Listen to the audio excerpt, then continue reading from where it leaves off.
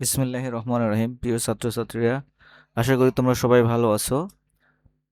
আজকে আমরা শুরু করতে যাচ্ছি এসএসসি ও নবম দশম শ্রেণীর শিক্ষার্থীদের জন্য বল অধ্যায়ের কিভাবে বন্দুকের পশ্চাৎবেগ নির্ণয় করা যায়।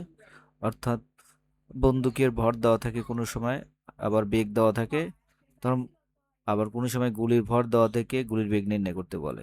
যে কোনোটাই আমাদের নির্ণয় করা লাগতে পারে।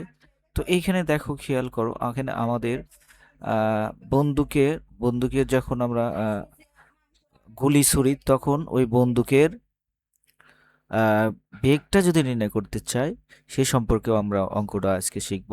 দেখো, স্ক্রিনে আমাদের দেওয়া আছে, এখানে এই যে একটা বন্দুক দেওয়া আছে, যেখানে স্ট্রিকার স্টিগার যদি আমরা চাপ দিই, তাহলে বন্দুকের গুলি যাবে সামনে, কিন্তু বন্দুকের বেগটা পিছন দিকে যাবে। এটা আমরা সিমুলেশনের মাধ্যমে দেখব। এতদিন আমরা অঙ্কটা মুখস্থ করছি, কিন্তু আসলে এটা কিভাবে কাজ করে সেটা কিন্তু আমরা জানি না। তো দেখো, সেটাই আমরা করব।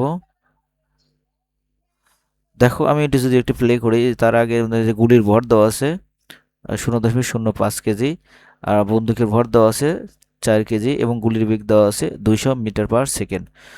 তো দেখো, আমাদের ভরবেগের সংরক্ষণ সূত্র হতে আমরা জানি যে গুলি ছোড়ার পূর্বে বন্দুক ও গুলি উভয়ই কিন্তু স্থির থাকে, তাই না?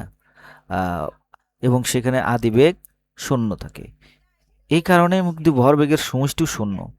গুলি যখন একটা নির্দিষ্ট বেগ আহ, নিয়ে বেরিয়ে যায়, তখন ভরবেগ লাভ করে, তখন ভরবেগের সংগ্রহ সূত্রটা আমাদের কাজে পরিণত হয়। তাহলে ভরবেগের সংগ্রহ সূত্র অনুযায়ী বন্দুক ও যে একটা ভরবেগ পিছনের দিকে যে যায়, সেটাই আমরা আসলে দেখব। চলো দেখো, আমরা একবার প্রেজেন্ট করি। এই যেখানে সব মানগুলো আমরা ইনপুট দিছি, দেখো এখন হিসাব করে দেখাই। এই যে আমরা গুলি ছুড়লাম, এই যে দেখো গুলি সামনের দিকে, আর এই যে বন্দুক গেল কোন দিকে, পিছন দিকে গেল, তাই না? কত মজার! আবার একটু খেয়াল করো, এই যে দেখো, এই যে গুলি ছোড়া হলো, তাহলে আমরা গুলি ছুড়লাম, এই যে স্টিকার চাওয়ার পরে দেখো বন্দুক কিন্তু পিছনের দিকে চলে আসছে। দেখো কত সুন্দরভাবে আমরা অঙ্ক করলাম। আমরা যদি একটু বেগটা চেঞ্জ করে দেখো, বেগটা একটু চেঞ্জ করে দিই, যে দেখো 200-র পর যদি 250 দেই, তো দেখো কত আসতেছে। একটু আবার আমরা ছুরি, দেখো আগের চেয়ে একটু জোরে যাচ্ছে। দেখো, এই যে দেখো, এই যে দূরে আসছে, তাই না? আচ্ছা, ঠিক আছে। এবার আমি আরো একটু চেঞ্জ করে দিই। যদি আমরা এখানে 400 যদি দেই, তাহলে দেখো আগের মতোই কিন্তু এই যে সব কিছু মানও চেঞ্জ হয়ে যাচ্ছে। দেখো, এই যে দেখো, তাহলে এই বন্দুকের পশ্চাৎবেগ এই যে -5 মিটার/সেকেন্ড হলো। কি কারণে? আমরা জানি যখন বেগ ঋণাত্মক আসবে, ঋণাত্মক আসা মানে কি, গুলি গুলি যেদিকে যায় বন্দুক তার বিপরীত দিকে যায়। এটাই হলো তার পশ্চাৎবেগ কাজ করে।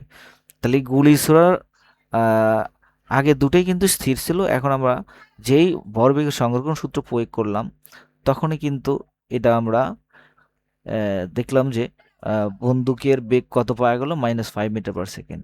এখানে আমরা কিন্তু লিখে দিছি বন্দুকের পশ্চাৎ বেগ, এবং লাইভ হিসাব দেখা দিলাম।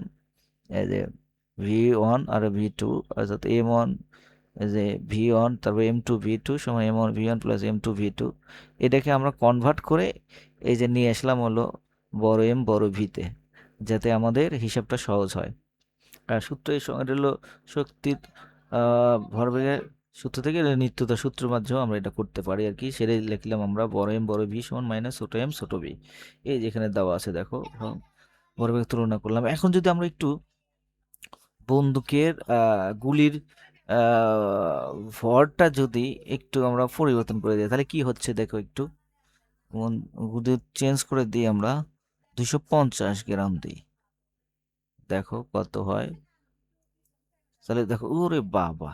খেয়াল করো, দেখো গুলির ভর একটু চেঞ্জ করার পর আমাদের বন্দুকের বেগটা কিন্তু আরো পিছন দিকে চলে গেল। খেয়াল করো আবার দেখো, ওই যে দেখো, আ, কত গুলি বেগ সামনের দিকে আর বন্দুকের বেগ পশ্চাৎ দিকে গেল, কত বেগে দেখো। আবার আমি রিসেট করে দেখাই, দেখো রিসেট করে দেখাই।